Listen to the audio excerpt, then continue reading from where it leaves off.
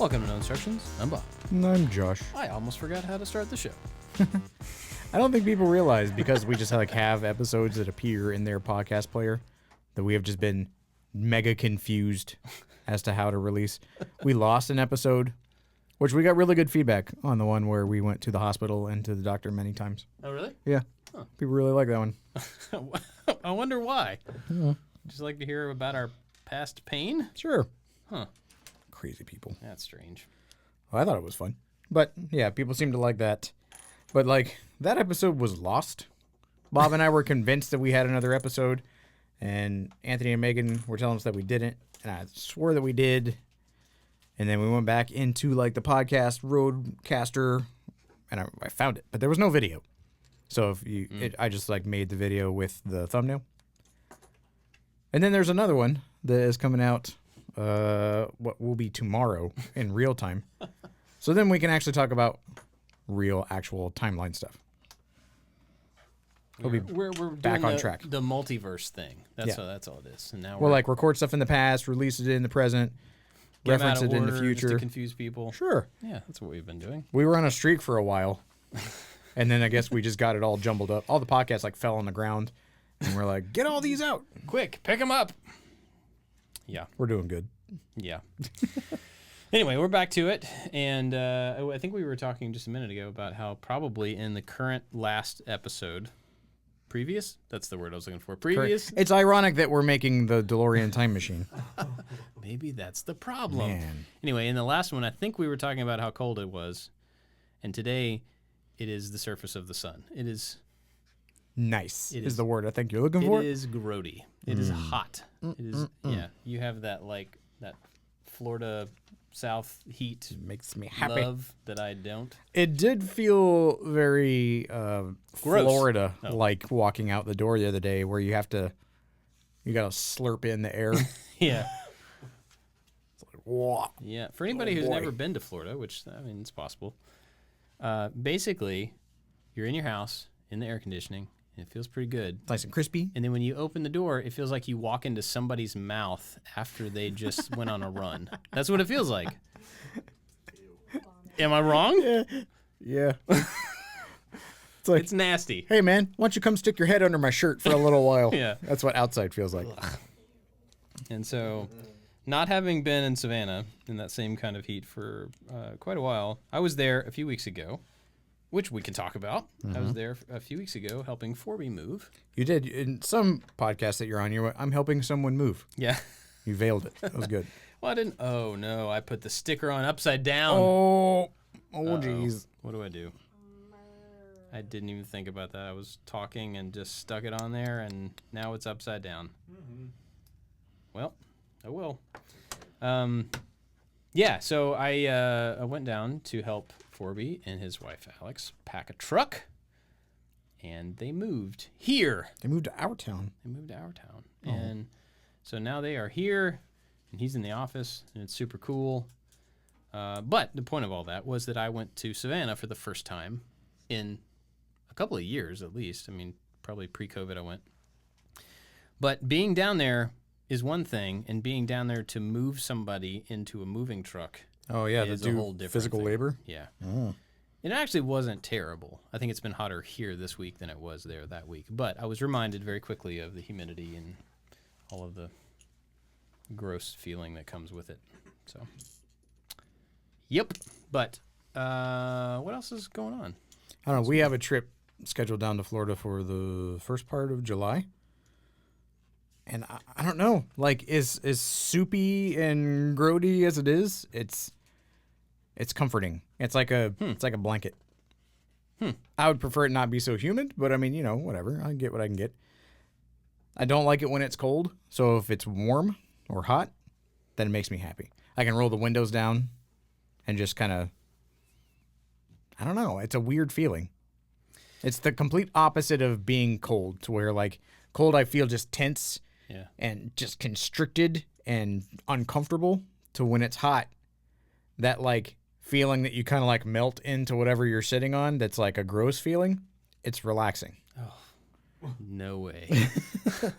So it's funny. The other day, my kids were talking about this, and my oldest son is like me in regard to temperature, and my daughter isn't like you in regard to temperature.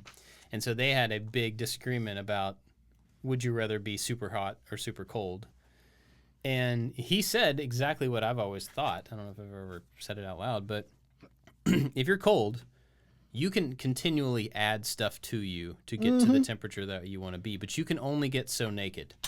Then you're just done. And I can hop in the shower or hop in the pool. Because, like, I love being in the water. And if it's cold outside, being in the water after it's being cold is tremendously worse. But you can't stay in the water all the time. That's the problem. In my perfect world, I can. Okay, fair enough. Yeah. Come back from your perfect world. I'm just to the thinking about it podcast. right now. You know something that's really disconcerting about this set? What? Is that I'm done, and there is a huge pile of parts in front Yeah, of me. because you have 2 sequels worth of movies, Yeah. random parts left over. Anybody that doesn't know, we're working on finishing up the Lego DeLorean sets from Back to the Future, and you can make any of the 3 versions from the 3 movies with the same set, and whichever one you choose uses certain pieces, and the other 2 use other ones. But I have a lot of pieces left over, and maybe I should just make something with what's left. Let's do that. I think that was always the intent of the show, is we have a bucket with all the random little bits and scraps that are left over from all the builds that we were going to, like, build a random project from all of those scraps. Wouldn't be a bad idea. We haven't, though. I've got enough here, so I may play with these while. Well, I finished Back to the Future 2's version, so now we have a side-by-side comparison with the Mr. Fusion. You lift it up, and So it's you're got some done? trash. Yours is done? Yeah, I got to build the stand. I think there may be... Don't put the sticker on upside down. Only an idiot would do that. Thanks. I think there's like a... Yeah, there's a mode where it can float, like where the wheels turn Megan's down. laughing at me because she wasn't paying attention when I said that I put the sticker on upside down. Yeah, sorry, go ahead. Yeah, but there's a... I guess there's a little clear pieces somewhere to make it stand up whenever the wheels are flipped upside down. Where are the clear pieces? I don't know. Are they already... They might already be down there. Are they on there? They're on there. Neat. Smart. So I could like combo mine and make the... Oh, that is so It's cool. Such a cool mechanism. Man, if you were not watching the YouTube video, just go on YouTube real quick just to check out this amazing, Let me try to get this like, centered. single action, rotates all 4 of the car wheels. So this little red lever right here underneath the car Whoop. flips all the wheels. And it's proud of the surface a little bit when the wheels are flipped. And then now it's It's so cool. flat with the surface. That is awesome. This is a cool set. Yep, they did a good job. I really like Opening. those cool little mechanisms, like on the space shuttle, to retract all 3 landing gear because it's a tricycle. Yeah. There's a tab in the back underneath the engines that you pull that tab, and so it has really long, flat pieces that act as the linkage from the front to the back. It's super cool. This is cool too. What are you doing after this set? Do you have? I'm going to finish thing? the castle. Oh, cool. I had a castle set a long time ago, and my intent with that castle is I was going to use it as a D&D prop for whenever we played D&D. We're a little late to the game for that one. Yeah, it can still happen. What do you now have, Bob? I have. Well, I need to finish the Vespa. That's next. But I also, at home, have the Optimus Prime set. Optimus I'm Prime. very excited about that one. It looks way cool. Like when I saw the pictures of it online, I was like, I mean, yeah, it looks like Optimus Prime, but it's it's all right. But then seeing the box and seeing a little more detail of it in both modes, Something fell out. because it transforms. Like you don't have to take it apart and rebuild it. You can just transform it. That's super cool. So that will be next, but I still have a lot of Vespa left to do. I have been continuing to work on the Lego Star Destroyer. Oh, yeah. Every time I go over to the shop, I see it. Yeah. It was really boring for a long time because it's like, here, make a giant gray triangle. Here, make another giant gray triangle with a bunch of little gray pieces on it, you know. But I'm finally past the skinning of the ship, and now I'm building the top, like the weird little protrudy part with the balls on the top of it. You know what I The mean? stack? Sure. I think that's what don't they know. call it on a aircraft carrier. Oh, okay. The tower? The stack? Yeah. Or something? Top thing. Or the business center. The business center, the Imperial Business Center. So I'm building that part. So it's a little bit different, and I think I'm into the last of the 3 boxes. So each one of the boxes is anybody watching the video, this box for the DeLorean, it's basically 3 of these in a bigger box. Dang. And so I am on bag set 18 or something like that. Something else fell out. In the 3rd box. So I'm getting close to finishing that one, and I'm happy for that. I'm ready to not be doing that one anymore. But yeah, so that's what's coming up in Lego World for anybody curious. So we've had a lot of soccer lately. Mm-hmm. And good and bad soccer. Bad soccer? Bad soccer. And so I want to talk about bad soccer a little bit today. But so 3 of my 4 kids play soccer. My oldest does not. He's starting marching band at the end of this summer. And for anybody that thinks marching band is silly or not a lot of work, you are dead wrong. It is so much work. And so he doesn't quite understand, I don't think, how much work is going into it. So he's not super into sports or anything like that. He's going to have a rude awakening at this. Yeah, the commitment that it takes to do that. Yeah, it's a huge amount of time. Band camp itself is 2 weeks, 8 to 5, outside, standing up at attention. Megan has her phone. She's like watching TikTok while we talk and stuff. She's doing her job, is what she said. Anyway, so he's got that coming up, but the other 3 are playing soccer. Mm-hmm. And let me give you a recap of the seasons. So Jenny, my wife, has been the assistant coach for all 3 teams. My youngest son has lost every game. Every game? Every game of the season. Poor guy. And I remember he was not really into it the first season that I watched him play. Yeah. He has become more into it, and he's a very good defender. For his age group, he plays defense, and he loves it, and he's good at it. He seems like he could get in somebody's way. Yeah. Yeah. He's fast. He's agile, but he's stout. Yeah. Yeah. So he's enjoying it. He enjoys his team. He doesn't care that they lose. I mean, of course it would be nice to win, but it doesn't matter really. And so that's not a huge deal. It's a bummer for her when she coaches a team all year or all season or whatever, and then they just don't ever win anything. And you want them to feel motivated to keep trying and stuff. But anyway, so that's his season. My second son, I think of the 2 of them, definitely has the most, I don't know how to say it. He has the biggest appetite to be good at soccer. Okay. He's not there yet. He's got the drive. He's pretty good, but it's in his future. I can see it. And so their season was a mixture of wins and losses. He plays striker a lot, so he plays up front or wing, but he's up front a lot. And so he ends up scoring not the majority of the goals, but occasionally he will score. And so that, he walks away feeling really good about that, whether they win or lose. So he's had kind of a mixed season. My daughter's team, which this is in the 14-year-old kind of, it's U14. So it's some 12, 13, and 14-year-olds basically on this team. And they last season just dominated. They just wiped everybody out. And she plays up front, so she gets a lot of movement, gets a lot of play. And this year, most of the same kids with a few other kids, they changed up how they were playing. Like the coach said, we're going to do something very different. So the different formations, everybody has kind of different jobs. They move different amounts. It was just different from what they had been successful the year before. And it did not go super well. They didn't lose everything, but it wasn't like we're just going to destroy everybody like last year.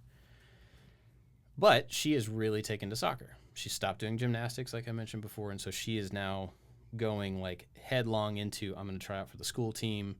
I'm going to, she like goes to conditioning to try out for the school team. Like she's not even at the tryouts yet, and she's like doing stuff with the team just to, get the conditioning in and learn the skills and all that. She's doing all this stuff. So last week, before this final tournament of the season, a big tournament this weekend. So before this tournament, they had tryouts for the travel team, local travel team. Mm-hmm. And these are all different age groups, and boys and girls teams are separate in this thing. So they all have to go and try out. So my middle son and my daughter both go to try out for this travel team. They both walked away from it with, wow, that was not what I was expecting. I don't think I did very well. I probably won't get it. That kind of an attitude. They both got an invitation to be on the team, which, very few kids get added to the roster. Okay. A handful of kids across the entire town get added every time because most of the kids stay on it. Yeah. So there's not a lot of open slots. So Did they take someone's slot? I don't know. I'm not sure how that worked out. But they both got offered this thing. So in their minds, this is pre-tournament. Okay. In their minds, they just leveled up. They're going from rec league, E-town soccer, like our local, just here it is, to now we're on this like travel, legitimate soccer team. Potential Junior Olympics.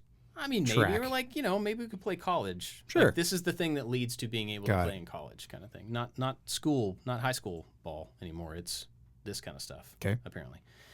So they're going into it, this tournament, like, man, we're doing pretty good. We leveled up. So this weekend, we had a soccer tournament, and the first games on Saturday and Sunday were at 8 o'clock. So we were at the field at 7:15. We were there on Saturday until 5:30. Ew.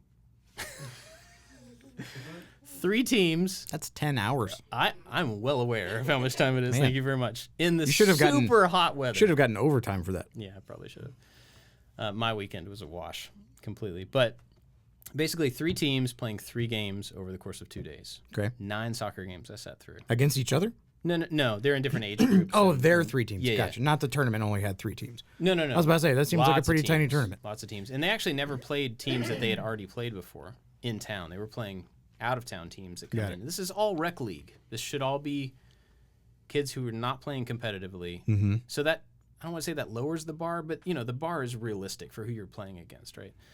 So they, and Jenny is coaching all 9 of these games. So she is like in it. Can she speak? Active. Can she speak? Can she after the fact? Yeah. Okay. Yeah. Anyway, so we go into the boys' games. I'm like, they're probably not going to win. That's okay. They have fun. Just get wiped out. Ooh. First 2 games, just wiped out. They don't care. But I'm sitting over there in the heat going, man, I'm like, poor guys. Like, they worked really hard. And they didn't score any. Yeah. Or, it's like kind of just like, bummer. Well, at least I get to go watch her play. And they win a lot. So this will be fun. Yeah. They got slaughtered. The first game they played, they should have won. It was just, they just didn't have it right together. And so it was like, you could dismiss it and like, well, they just didn't play their game. They should have had it. Sure. And then like an hour later, they get a rest and then they have to go play another game, like right away. And this team that they played was, they're supposed to be a U14 team, meaning that the oldest kid on the team should be 14. And like probably shouldn't even be 14. They should be turning 14 this year. That's the idea. These kids had more facial hair than I do. Nice. They were because it's a twice as mixed thick. gender team, right? Yeah. Okay, there we go. One girl on the team. Point that out too. Token girl. Absolutely. I'm going to say it out loud. She was the token girl on the team. No, there were 2. One came in late. Not that they wouldn't allow. I'm not saying anything like that, but it was a dude team, and these dudes were fast and had mustaches and were way thicker than I am, and they were really good soccer players, and there's no way on God's green earth that they were rec players. And they wiped the floor with this team. I'm talking like, dude takes it from our goalie, runs it down the field and scores. Nobody can catch him. Nobody can get to it. And this happened over and over and over. And they took probably 40 or 50 shots on the goal. Dang. It was insane. I've never seen anything like it. And the whole time I just had, and I'm not a sports, I'm getting to the point of all this, I promise. But I am not a sports dad. I am not like, I've never cared about sports. I don't really like to watch sports, but I care about the kids playing. I've really enjoyed watching them play, and I've learned a bit about the game and all that type of stuff. And I was sitting over there watching this game, just going like, I feel sick. Like, this is terrible. Like, I hate it for these kids. Not that I'm like, oh, they're losing. They're trying so hard, and there's no way they're playing a fair game. Yeah. It can't be, right? So they get destroyed in this game. And I'm talking to her coach afterwards. We went out to dinner, and he was like, well, it turns out that town doesn't have a competitive league. So their rec league is everybody, which means it's a competitive league with a rec name. Yeah. They just don't travel to other towns. And all of those guys, you could tell that they weren't talking to each other on the field, but they knew exactly what they were doing. They were passing without looking, and it was incredible. Like, they were really, really good. Yeah. They've been playing together on the same group since they were like 8 years old. So they don't have to talk. They know exactly what they're doing. One of the kids had a handicap on his arm. He had some issue with his arm, and he was wearing a glove, I think, to kind of cover up what his hand looked like or something. And 3 or 4 other guys on the team were wearing the same glove, even though they obviously didn't need it. So they're a tight group of kids who are looking out for each other. They've obviously spent a lot of time together. Sure. And so I don't mean to dog on those kids, but I don't think it was a fair fight at all in the game. Come to find out later, that team got disqualified for something. We don't know what. Maybe it was an age thing. Robot arms. Robot. That's what it was. No gloves. It wasn't a hand. It was like an HGH injection site. Human growth hormone. So this is, so far I'm at 2 games of each team. Yeah. Right? So the end of Saturday comes, and I'm like, man, that was rough. I'm sorry, everybody. You all played so well, and I'm sorry you didn't win. You won't be in the championship now because that's just not how it works. Mathematically, it wouldn't work out. Yeah. But you still have another day of games, so you still have to play one more game. Yeah. And that's got to be kind of demotivating. Yeah. And that's how I felt for them. I mean, not just my kids, like all of the kids on all of those teams. Just like, why would you want to come back? Like, it just... And so I'm thinking, well, at least they're also going to be playing other teams who didn't win and go to the championship. So maybe it'll be more fair and it'll be more fun. Yeah, right? yeah. And it'll be just like a... Play around. Yeah. Sure. It's over. We're just going to play a game of soccer. No big deal. Destroyed. All 3 of them. Just... Got destroyed? Your teams got destroyed, or were they destroyed? No, my kids' teams just got wiped out. Oh, man.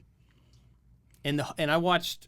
I had to move from field to field, but I watched as much of every game as I could. And I walked away from the last game going, if I were any of these kids, I would never touch a soccer ball again. It was just terrible. Now, they don't feel that way, and I'm happy about that.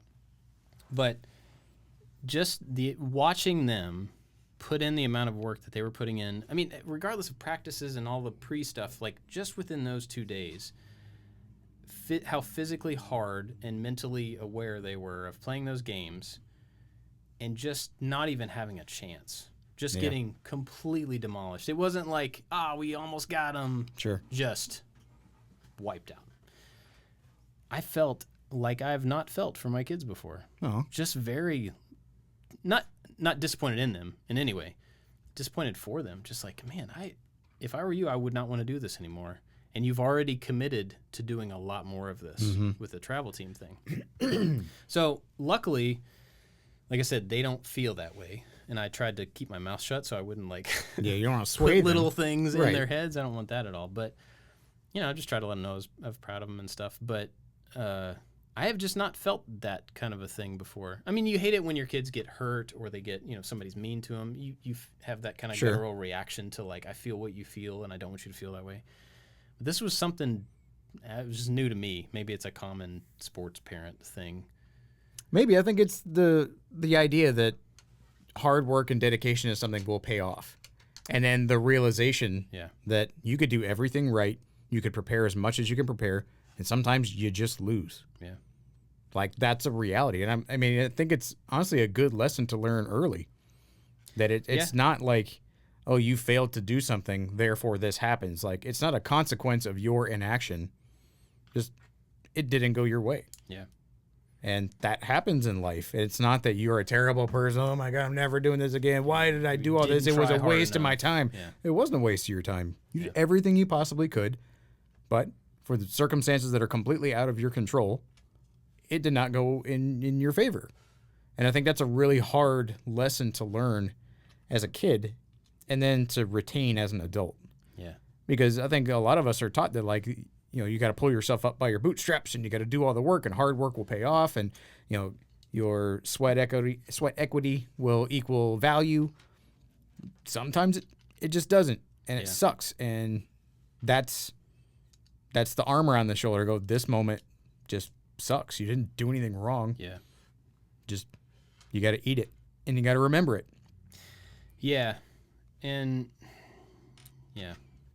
I think we also, as adults, have so much more dominion over like what we do that, and I don't mean this in a positive way. I mean, I can be a quitter so much easier than I let them be a quitter.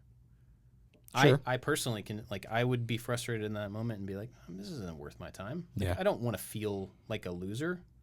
Soccer's not important enough, or whatever the thing is. It's not important enough for me to take the hit that I'm taking. To justify right now. that feeling. Right. Yeah.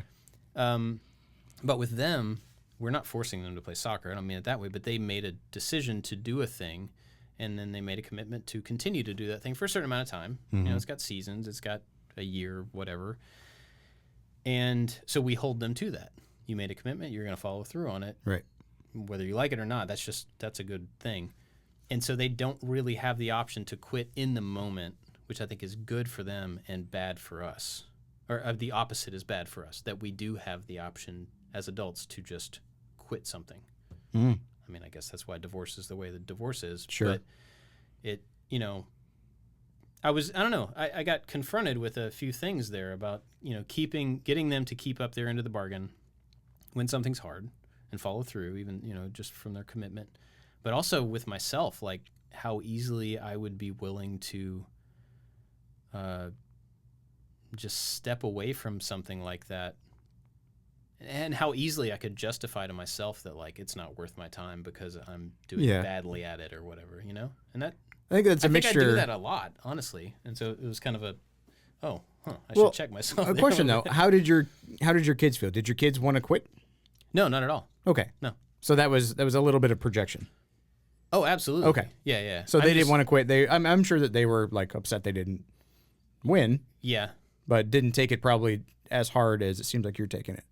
No, not at all. I think the biggest thing for me was I realized that if I were in there, who I am now, right? If I was in that position, I would have walked away from it. Sure. And they didn't. And they didn't even bring it up. They're still overly committed to the next thing that they're already going on to. And that's really awesome. That's great. Like, I'm happy about that. But I was disappointed in the fact that I would so easily just be like, screw this. Well, I think maybe your your return on investment equation is different than theirs. Sure. But the influence of their peers, a lot of the things that, like, this is something that you were completely not interested in. Yeah. And so it was kind of thrust upon you to be involved in it. They have, obviously been interested in it or they wouldn't keep doing it. Like your oldest son just doesn't want to do it anymore. And so I think the investment that they have, kind of the peer group that they have, the drive that they have, all of those things have led up to their core of experience being, I didn't win this. I'm not going to win all of them. I'm going to look forward to the thing and keep winning. Yeah, that's a good point. And I think if you had the investment in it, you run a business. There's been ups and there's been downs in the business. So at a certain point, I don't know if you've ever thought about, like, well, this is a down month, or we lost the sponsor, or we lost it, whatever. Like, it's time for me just to be done with it all. Yeah. Like, I don't know if that's ever crept in your mind. And if it has, you haven't acted on it thus far. So I think the amount of investment that you have in the thing, and a lot of other outside influences as to why you do want to keep going, that drive you have for whatever the activity happens to be. But it was the same thing that my son had with Taekwondo. He really liked it, and I was stoked that he really liked it. And, like, I had prior investment in it. Yeah. And so it wasn't something that he just, like, decided to do. He didn't take up, like, if he wanted to play basketball, like, I'm indifferent to basketball. So if he would have had to quit basketball, my core of experience wouldn't have been like, oh, no, but this is going to happen. And let me practice with you at home, because, like, it would have been easy for both of us, I think, at that time to quit an activity that's foreign to both of us. Mm-hmm. But, like, with Taekwondo, I had a core of experience with it, and I was trying to impress on him, like you said, the time commitment. So he had a time commitment. He got to the end of it. He decided to stop. And I was trying to influence him, trying to encourage, and, these are the benefits of sticking with it. And what I thought were benefits, he was very easily and very clearly able to communicate. Those were the things that he hated the most. I was like, oh, he didn't want to fight. He didn't want to spar. He didn't want to have physical contact with anybody. He didn't want to punch. He didn't want to kick an actual person. He wanted to do it to the pads and the dummies. But the act of sparring, he was completely against. And my personality was like, oh, that's what all of this has been about. Yeah. It's like if your kids would have finally gotten the ball and they're like, shoot. And they're like, no, ugh, gross. I just want to hold the ball. No, I want to kick other people. I'm the slide tackling kid.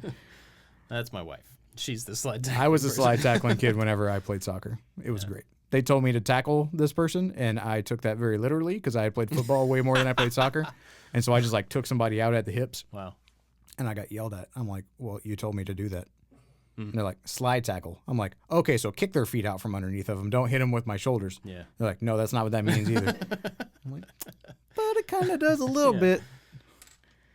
So, I mean, I'm happy that they looked at that situation differently than you looked at that situation. And I think the further along they get, your perspective in that is going to change as well, because now you are more invested in just the fact that they're playing a sport, but soccer specifically. Yeah. So if they decided to play field hockey, and you're like, I'd have to reset. this kind of sucks. And they're like, yeah, Dad, this kind of sucks. And you're like, okay, well, I mean, the season's over. Let's get going. Yeah. You could both equally break away from it because the investment really isn't there. I think that's how gymnastics was for my daughter. Like, she had gotten to that point where she was like, I kind of did the thing, and now the forward momentum of it is not the same for me. And I could easily stand by her and be like, yeah, I mean, I can see that. Yeah. You know, and like, let it go. But it's good that they have the maturity of forethought. If they do. I think your daughter kind of does. Like if you're talking about playing traveling teams and how she's had to decide what stays and what goes in her extracurricular repertoire, like she has to invest in soccer. Why in soccer? Is it fun? Does it present opportunities? Is there more than just I like being outside when it's hot kicking a ball around other people?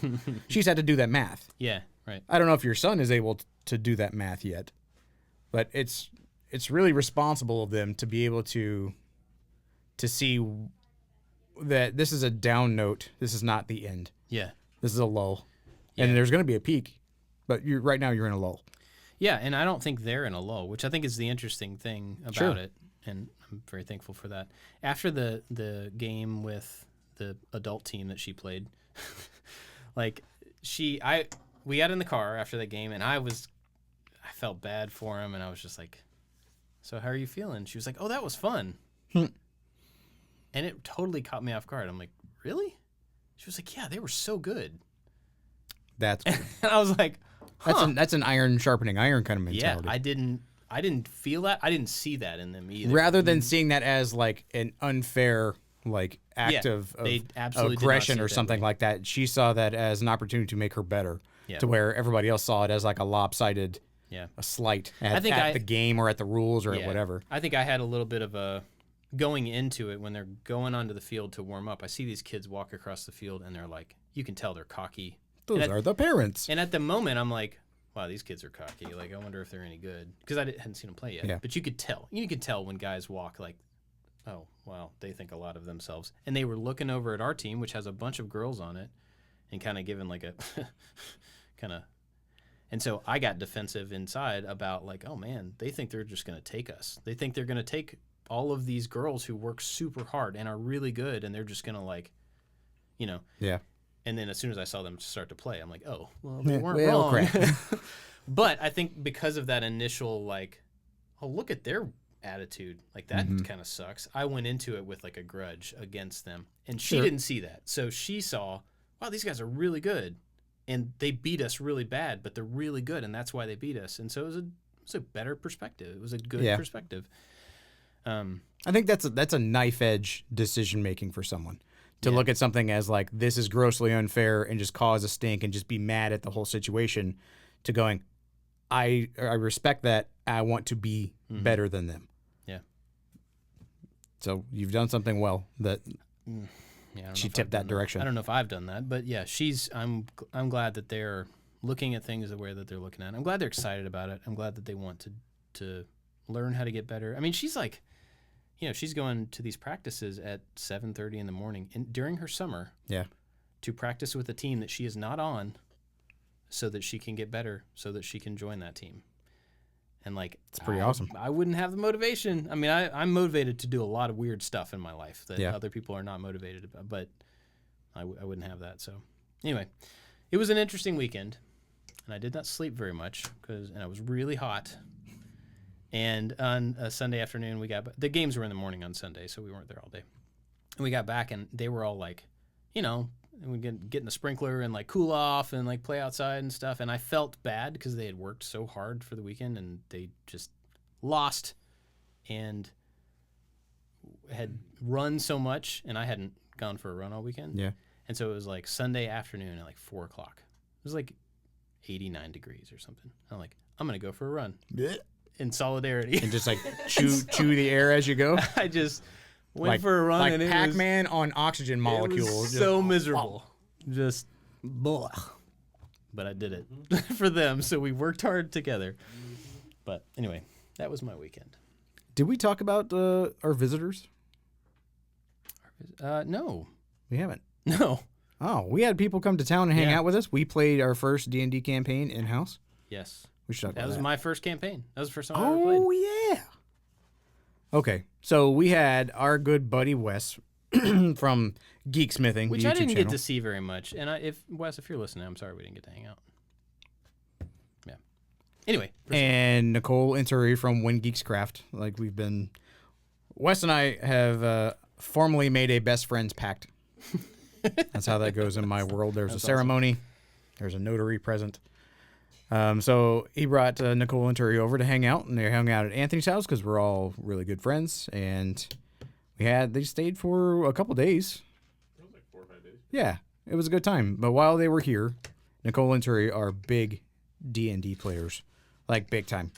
Like we sat around, and I thought that my kids were going to annoy them because my kids have really gotten into D&D, and they talked for a very long time about very detailed things. It was really great for That's awesome. everybody.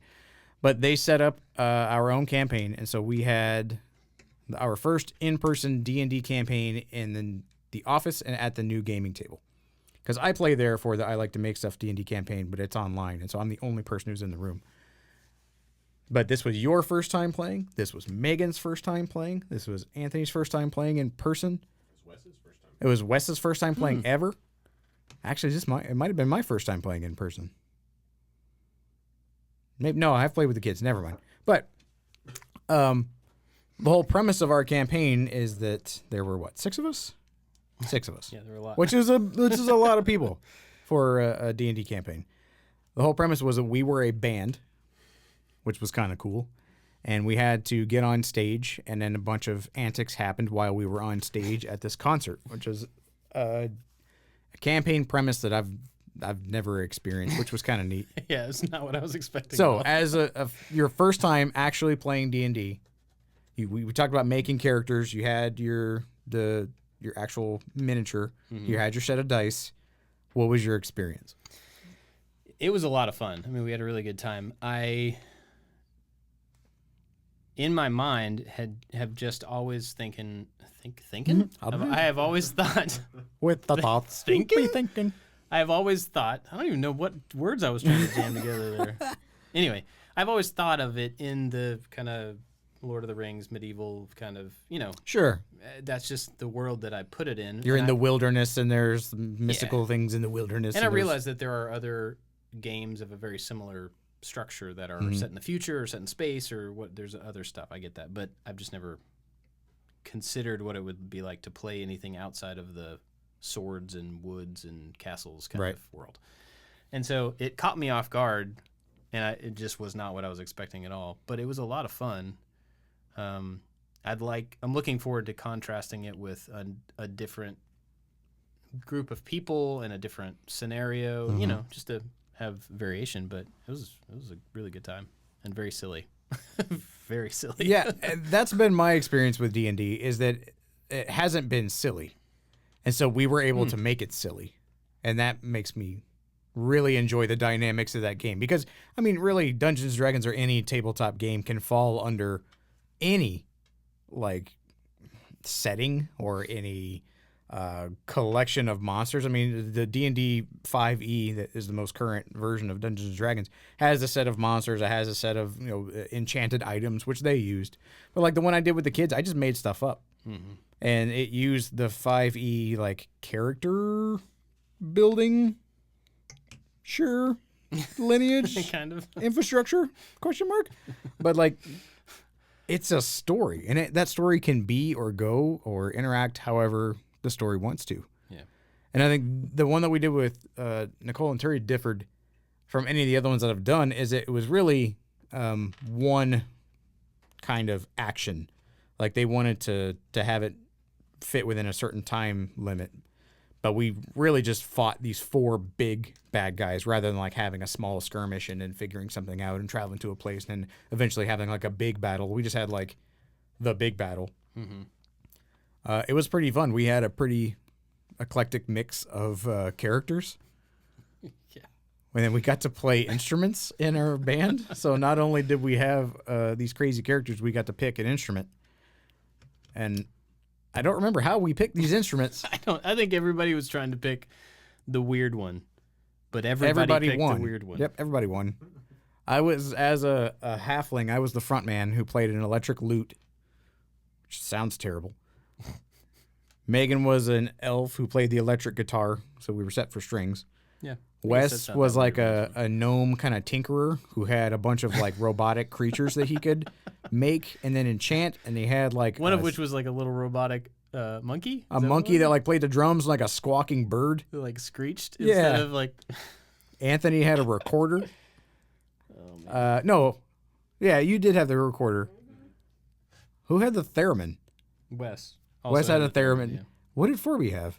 Tambourine. Tambourine that had like, yeah, that's right, little Named. like sliceable little symbols on them.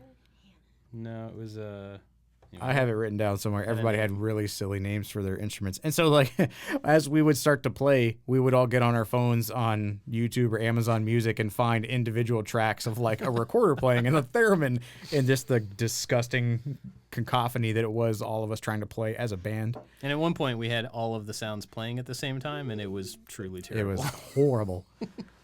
But yeah, we got to sneak onto the stage, which I thought was kind of fun because I had to trick the stage lady to let us on, and I happened to roll a natural 20. Yeah. And we got to go on stage, and then like the band that was the headliners turned into like bad guys, and then we had to fight their bad guy form. But it was pretty neat, but it lasted a while with 6 people and 4 bad guys. I mean, that's like 10 turns just to fight like a single round. So there was a lot of like one person did a thing, and then you wait a good 15, 20 minutes or so till it's your turn again. And they were all pretty like high powered, so it took a while to defeat them. But it was a good time. Like it was the gaming table. I'm so happy that we made that gaming table the way that we did. Yeah. If you're interested in doing this at all and you want a gaming table, like the plans that we've made are pretty great. It works flawlessly. Yeah, it worked really well. It was kind of the perfect scenario for that kind of game. Yeah.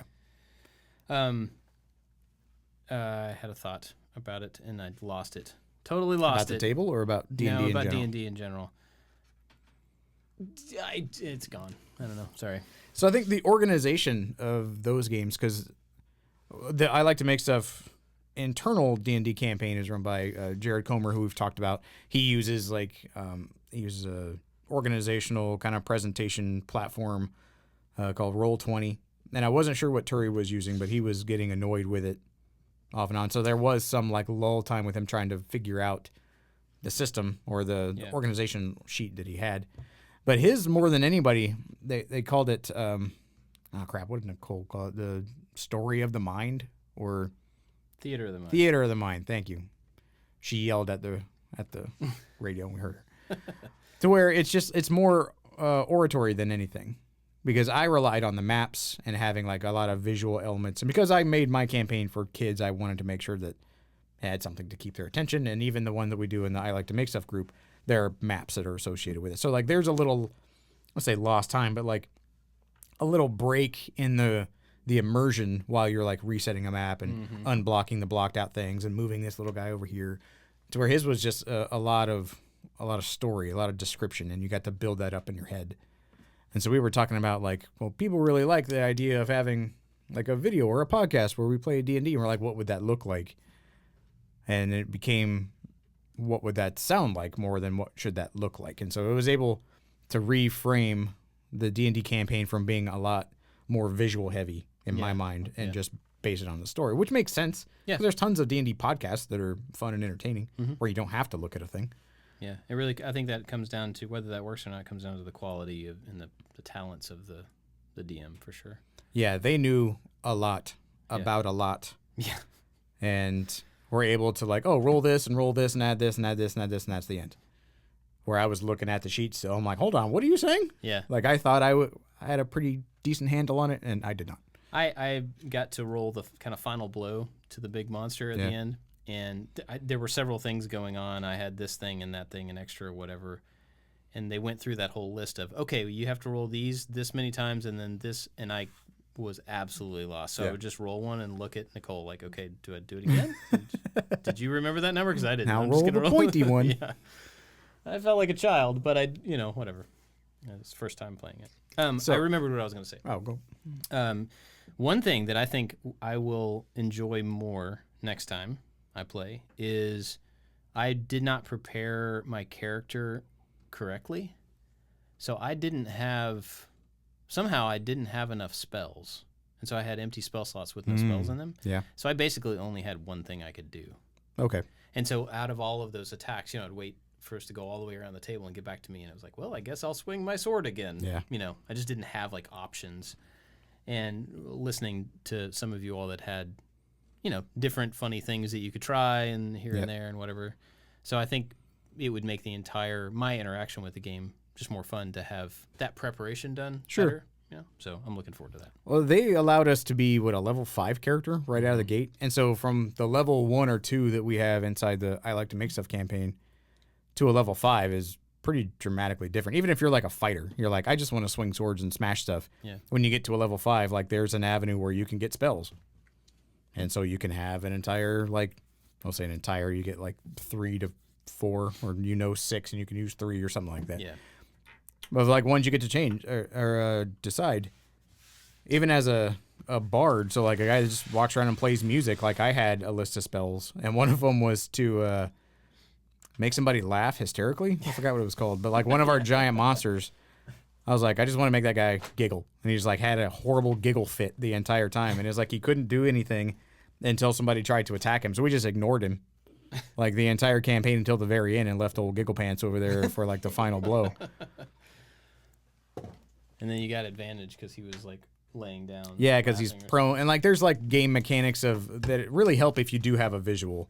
It's like this person is so close to you, so if they try to get around you or move, you have an opportunity. Or like this person is laying down and they're prone, so you have advantage over them because they would have to like take an effort to get up. And so it's Megan. I'm gonna ask Megan, who's sitting over there on the couch. Did you enjoy your D&D time? Yes, I did. That's good. That's all I wanted to know. Anthony's in here too. Anthony, did you enjoy yours? I did. Oh, he's got a microphone. Oh, he has a microphone. Megan doesn't. Yeah, it was a lot of fun. Good. So is that something that we should do again? Yes. Megan says yes. I agree. Sorry, I got distracted by Megan's voice crack. Yes. Going through puberty. Okay, so something that we should probably put on the books. Once a quarter, maybe? Sure. Yeah. Okay. That'd be fun. If it's in the calendar, I can do it. That's my rule in life. Nice. But you and I even talked about trying to get some like guest players, possibly. Yes. So this may be our formal call out. Oh, I don't know if we want to ask people to send us messages about playing. 'Cause, Oh no, you just know, the two that we talked about. Okay, yeah. This is our like. So we have a couple people that we wanted to play with, and we thought about doing a podcast with them, but they don't want to do the podcast. They just want to play. Both or just the one didn't want to do it? No, they both don't. Oh, want to do okay. it. Yeah. Maybe after they've played for the first time, maybe Sure. then we could coerce Okay. them. So it's got to be really fun. Coerce, that's good. Yeah. It's got to be really, really fun the first time we play with them, and they'll learn how to play, and then we'll see from there. I think it may be fun to see Barnacles and Testicles show up as characters. It would be perfect. If anybody knows what we're talking about. There's your hint. How long have we been going here? 50 minutes. 50 minutes. Cool. Well, I'm going to start on this other bag of the Vespa. Is there anything else going on? Anything new with you? We have had so many people at my house. And I think that's kind of where this thought train started, because I was like, who else has been at our house? So not only did we have Wes and Nicole and Turi kind of staying with us, and then they stayed with Anthony, we had them. We had like a Memorial Day thing at the house, and then we had the Forbies moved to town, and they moved real close to where we are. So like they've been over at the house.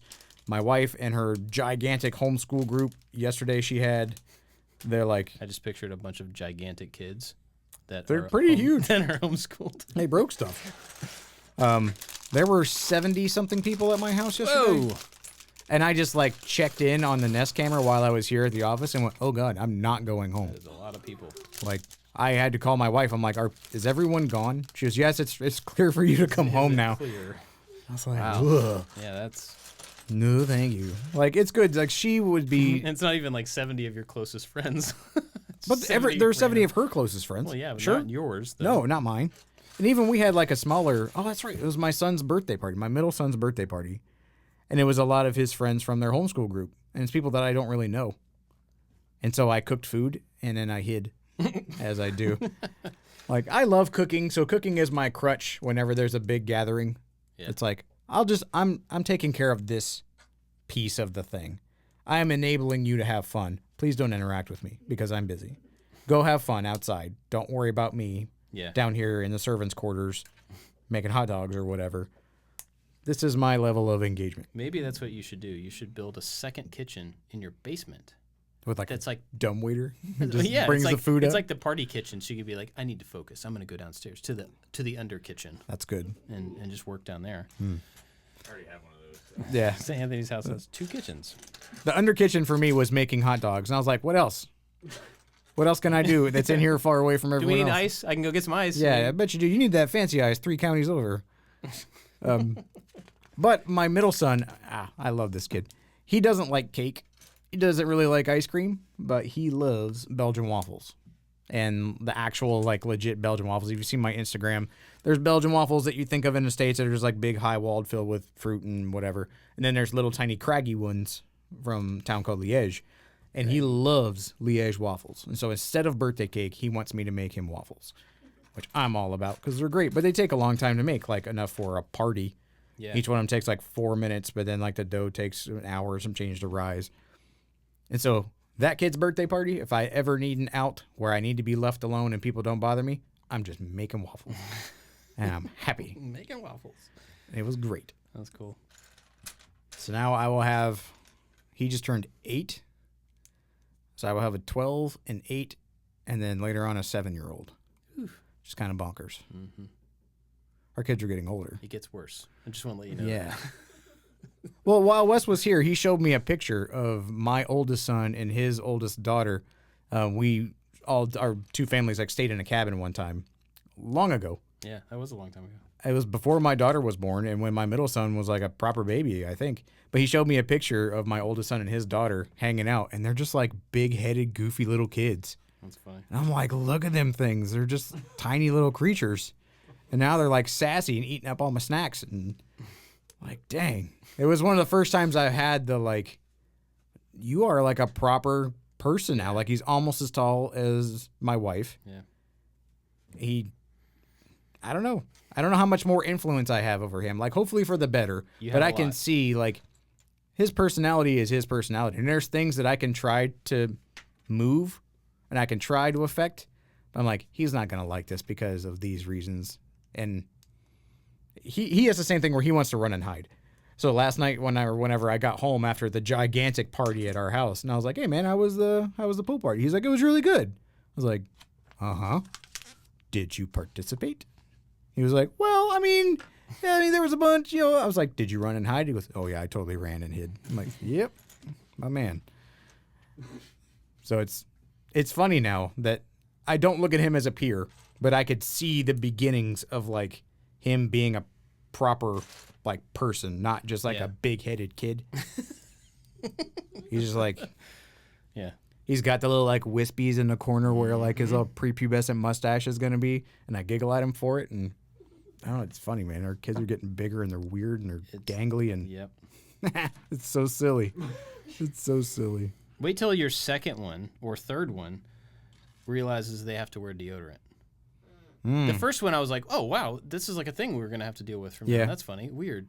And then you get to the third one, you're like, man, I just go through a lot of deodorant in this house now. It's So I had to have the deodorant conversation with my oldest son again, because of your son, which was pretty funny, because they were all hanging out at our house. I had it with my son because of this conversation that you're about to tell me, so you know.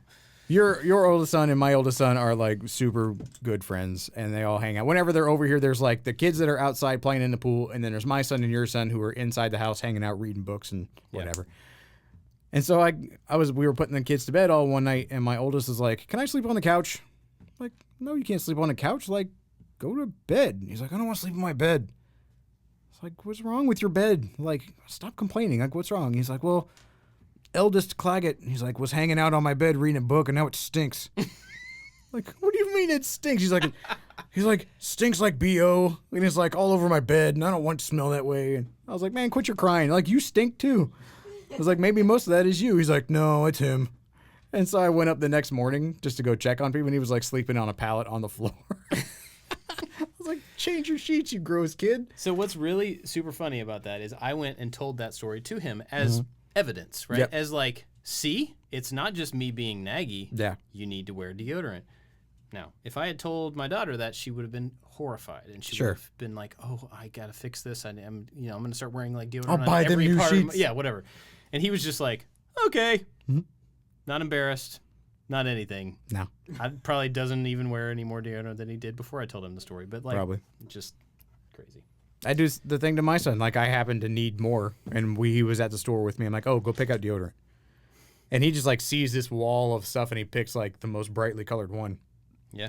I was like, "Is that antiperspirant or deodorant?" He's like, "I don't know what any of that means." I was like, "Well, all right, boy.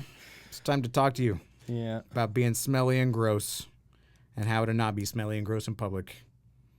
So that was a fun conversation. Pretty soon we're gonna have to teach him how to shave. Well, he and I were, ironically, we were talking about that yesterday because he was like, "I want to have like a big bushy like beard like he talked about somebody he saw on a show." And I was like, "Well, those little wispies there are not going to become a beard or a mustache at all." I was like, "You're going to grow up having the gross little mustache, and then you got to shave that off. And then when you decide to actually have a mustache, it's going to look even grosser until you just power through. So you have to look really gross. Your girlfriend or wife is going to hate you for a very long time. And then eventually there will be a day where she just doesn't care anymore, and then you won. And then you have a mustache." I was like, "It's not just you let those gross little things." Megan goes, "Yeah." Yeah, it's those little wispies on the side of your face will never, ever, ever become a mustache. See, growing up, we called those a crustache. Sure. Is that Yeah. not the only one? Okay, Yeah. My cool. sisters called it that when I had it. But my son has got a unibrow going, Oh, yeah. and I don't know how to. My wife laughs at him, and she's like, "I'm going to pin you down and pluck them all." And I'm like, there's got to be a way where I can try to, like, get him to understand why you need to have two proper eyebrows and what to do about it. Because as a guy, like, I don't ever recall until a girl pointed it out that, like, I need to pluck my eyebrows. I'm like, that sounds ridiculous. Yeah, what a waste of time. Yeah, and then, like, she did it. I don't remember who it was, but, like, she did it, and I was like, oh, like, okay, I kind of see what you're saying. This is not, like, a thing I want to add into my daily regimen. Yeah, but, like, every every once in few a while weeks or I could something. see, right? But, like, I don't know how to impress that upon that kid because it's like, oh, here's some tweezers, go rip that stuff out of your face for social reasons. Yeah, that you don't care about, but Yeah, I would have said no unless some girl would have tried to convince me that she would think I was more attractive if I did this thing. So there's my cost-benefit analysis. I mean, So maybe I can get the girl that he's got a crush on to tell him he needs to wax his unibrow. I love that kid. Kids are so goofy. Let me tell one story real quick, and then we're about at an hour. So we got a fence in our back. Did I tell you this story this morning about the dog? I think you were telling Anthony. Okay. So we have two dogs now. We talked about the dogs. Indy and Bear. Indy is feisty and fast and loud and jumpy. Bear is like a bear. He's slow and sweet and big. So we have been getting a fence put in our backyard so that we have a place for them to just run free. We had the fence in for a week or so, waiting on the gates to go in and all this stuff. And so we still would take them out on leashes in the backyard, still walking them around and everything. So we had the gates put in yesterday. All the gates in. The yard is sealed, right? Your fortress. Dogs can run. So I'm downstairs. Jenny takes the dogs out in the backyard. One of my kids is running on the outside of the fence, running along the fence. And she lets the dogs loose. And Indy just, I guess, doesn't know what a fence is. Yeah. Which makes sense that if you've not had to interact with a thing that you can see through, you don't realize that it's there, maybe. Yeah. Dogs can't see that well, I guess. So she takes off running to catch up with the boy running past the fence and runs face first, full sprint into the fence. Oh, the metal fence? The metal fence. The metal The fence. aluminum, very expensive fence. Ooh. She hits it so hard that her butt goes up over her head and also hits the fence. She scorpioned? Yes.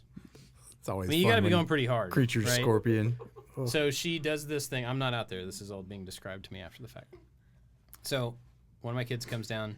Mommy wants you upstairs. And he just ran into the fence really hard, and she's worried about her because she's like dazed and, Yeah. you know. So I come out, and Jenny starts telling me this story. And she's like, yeah, she ran into the fence. And I look up at the fence, and I'm like, oh, right there? That bent piece of metal? And she bent one of these aluminum, whatever they're called, the up and down parts of Balusters? a fence. Pickets? Sure. Pickets, that's the word. Was bent. Dang. She hit it really hard. And granted, it's, you know, thin wall, hollow tube, square tube, whatever, but still, it was bent. And I had to bend down and, like, with two hands, try to bend this thing back to kind of flat. Just so do you the couldn't opposite. But How the kids run inside the fence. yeah. Man. Is she okay? She's fine. Okay. She was acting kind of weird for a while. She's a little concussed. Yeah, I think she had a little bit going on there, but she was fine. But I had to set the kids down and be like, this right here is proof that you cannot kick soccer balls at the fence. You can't stand on the fence. Don't climb over the fence. Like, it was expensive, but not that strong, apparently. She's testing it for weaknesses. Yeah, it's only a matter of time before they start trying to figure out how to get out. I know that will happen, but anyway, I just thought it was funny that day one, first thing I'm breaking out of here with my face. It seems very Looney Tunes. Yeah, I wish If it was like in the shape of her face. I wish I had a video of it because I would have liked to have seen her scorpion. But anyway, You know what I think we need to do next time we record? what's that? Because we went to go watch Top Gun. And I assume you guys are going to go watch the new Jurassic Park movie. We already did. You already did? Opening I was day. going to go take my kids. I think we need to have like a spoiler cast-a-thon. Take a NyQuil before you go to Jurassic. Take a NyQuil? Yeah, so you can sleep through it. It is terrible. Hold on. What? I'm sorry. Did you not see that coming? I mean, It is. Well, all right. It is not fun.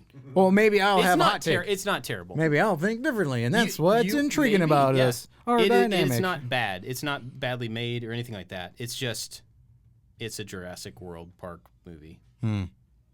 So about 15 minutes in, I'm like, oh, it's this again and again and again and again. Did the monsters get for loose? 2.5 hours again. Yeah, it's just, Okay.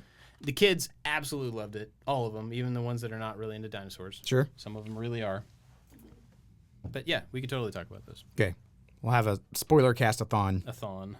for the cool movies that we see. Lightyear's coming out soon as well. I want to go watch that. Yeah, it looks really, really good. We got to talk about Miss Marvel, Kenobi. Oh, yep. So yeah, we have some catching up. So next time we'll talk. Okay. We'll geek out about stuff on screens. Cool. Where can people find you on the internet? At Josh_makes stuff. You can find me and us, all of us, at I Like to Make Stuff on all the stuff. And big thanks to the Maker Alliance because they're awesome. They are indeed. And we have a Maker Alliance video hangout in like 3 hours. Yep. And so I'm going to go hang out with a bunch of them, and we talk about what we're working on, and there's a bunch of jokes, and people hang out and talk after I leave, and it's pretty awesome. Discord has been ever active, especially active recently. Yeah. The Discord server, the I Like to Make Stuff Discord server is pretty awesome. Yeah. I normally don't like people, as we've described. Especially, I'm not real fond of like people on the internet that are just like hollering at stuff. Because it was kind of the reason that we all started to get to know each other, and it kind of imploded. So I'm just cautious about a group of people, especially about who like make things, who have a lot of different opinions in life and exist in one place on the internet. But this Discord server has been the exception to that rule. Mm-hmm. They are genuinely very kind people, a bunch of very different people, different interests. We have channels for a bunch of those interests so that people can get on and geek out about the stuff that they're passionate about. And it's pretty great. It really is.